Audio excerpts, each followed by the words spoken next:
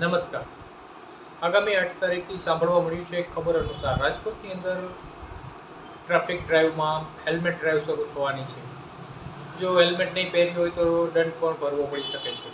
આ એટલા માટે પણ જરૂરી છે કે અત્યારે વધતા જતા અકસ્માત બનાવો તેમાં હમણાં તાજેતરની અંદર બનેલા ખૂબ જ બનાવોમાં જો હેલ્મેટ હોય તો જિંદગી બચી શકાય એમ હતી.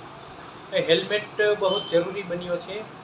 અત્યારે હેલ્મેટની સામે પણ લોકોનો આક્રોશ પણ જોઈ શકાય છે, પરંતુ મોટે ભાગે આપણી સેફટી માટે હેલ્મેટ જરૂરી છે.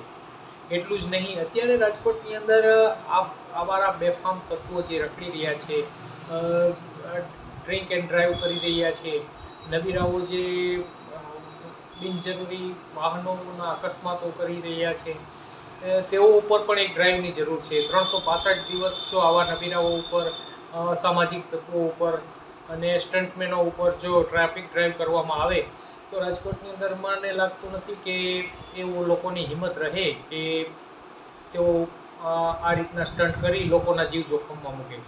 માટે ડ્રાઈવનો આપણે પણ સહકાર્ય આપીએ, તેમજ આવા બેફામ તત્વો સામે પણ કડક હાથે કાર્યવાહી લેવાય એવી માંગ સાથે નમસ્કાર. જય હિન્દ, જય ભારત.